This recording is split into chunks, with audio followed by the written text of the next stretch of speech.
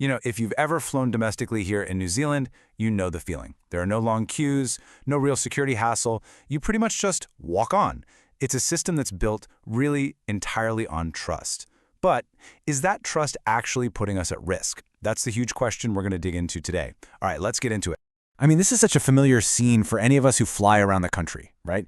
You check in, maybe you grab a coffee, and then you just walk right onto the plane. No metal detectors, no x-ray for your bags. It's what we all call the Kiwi way. And it feels incredibly simple, super efficient, and it's all based on this core idea that, well, we can trust each other. Okay, so let's properly dig into this system of trust. Because it really is a huge part of our national identity, isn't it? This idea that we live in a safe, high-trust society. And look, that is a genuine strength. But, and this is the key question, when you're talking about something as critical as aviation, is that trust still enough to keep us safe today? So, what are the basics of our system? Well, it's pretty simple.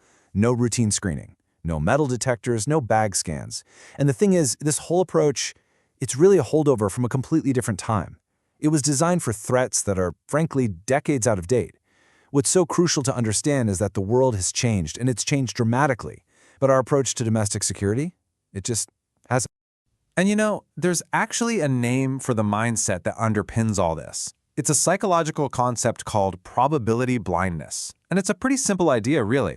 It's our tendency to think something is safe just because nothing bad has happened yet. It's an emotional gut feeling, not a real structural assessment of safety. And security experts will tell you this is one of the most dangerous assumptions you can possibly make when it comes to aviation. So what's the actual rule that makes all this possible? Well, it all comes down to this one regulation. Any aircraft with fewer than 90 seats is exempt from routine screening. That single rule has been the cornerstone of our entire domestic security model for nearly 2 decades. But what happens when a system like that gets tested in the real world? And the thing is, this isn't just some theoretical risk we're talking about. Our system has been tested before. There was a really dramatic event that should have served as a massive warning. But it was a warning that, for whatever reason, we seem to have collectively ignored. Okay, just take a look at this timeline. Back in 2008, there was an attempted hijacking on a regional flight. An attacker on a flight from Blenheim to Christchurch actually stabbed the pilots. It was a terrifying, terrifying event that thankfully didn't end in catastrophe. Now, just 1 year later, an official government review comes out, and it explicitly labels these unscreened flights a high-risk environment. And yet, you fast forward all the way to today, and the regulations, they're still fundamentally the same. The gap between identifying that risk and then doing nothing, it's just staggering. And this quote, I think, just captures the whole situation perfectly. The danger was acknowledged. It wasn't a secret. It was officially documented. But instead of actually fixing the system, it seems we just absorbed the risk. We knew there was a serious problem, and we effectively chose to stick with the comfortable way of doing things. So the big question is, how does our pretty relaxed approach stack up against the rest of the world?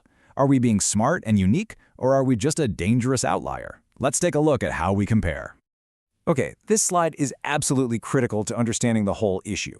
You see, our security system, the one we have now, was designed to stop the threats you see on the left. Big, coordinated attacks, complex hijackings. But the dominant risks we face today, the ones on the right, they're a completely different beast. We're talking about lone actor violence, often spontaneous acts, linked to things like mental health crises. Our system just wasn't built to deal with that kind of threat. And this brings us right back to that core idea of probability blindness. This quote is such a powerful challenge to that whole "it hasn't happened here, so we're fine" mindset.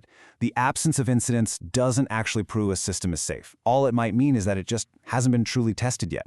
And when you look at the global picture, it becomes really clear just how much of an outlier New Zealand is. You look at Australia, the UK, the US, Europe. Routine screening is just standard practice. Even other similar island nations have brought in some form of screening. But here, we remain a global exception. And you have to ask if this is about being unique or just being out of step with global safety norms. Of course, whenever this topic comes up, the conversation inevitably turns to money. The main argument against change is always cost, right? That bringing in security would make regional flights way too expensive. But let's actually take a closer look at the numbers and try to reframe what cost really means here. Now, what's so fascinating about this is that the argument about avoiding new costs, well, it's already starting to fall apart. See, the security levy that's already baked into our tickets is projected to nearly double by mid-2025. And that's just to maintain and upgrade the security we already have. So this idea that we're saving a bunch of money by doing nothing, it's becoming less true every day. The costs are going up anyway. And that brings us to the real question, doesn't it? We can sit here and debate the price tag of new scanners or more staff all day long. But what is the true cost of one single failure? The economic fallout, the absolute shattering of public trust, not to mention the human cost, it's just incalculable. So, what's the path forward then? Look, this isn't about turning our friendly little regional airports into giant, intimidating fortresses. It's about finding a smart, Kiwi-style solution, one that makes us safer without killing the vibe we all value. And the really good news is that the technology here has come a very long way. The future of security doesn't have to be those endless queues and taking your shoes off. We're now talking about frictionless security. Think AI-assisted detection, walk-through sensors that you barely notice. It's about having security that works quietly and effectively in the background, not right up in your face. And that, I think, is the real choice we face. This isn't a battle between trust and security. It's not about giving up our high-trust culture. It's actually about our responsibility to protect it. Because real trust isn't just about hoping for the best, it's about building systems that make it safe to believe in each other. And so, this is where it all lands. As we look towards 2026 and beyond, we really have to ask ourselves, honestly, what is our safety actually built on? Is it a robust system designed for the realities of today's world, or is it just luck?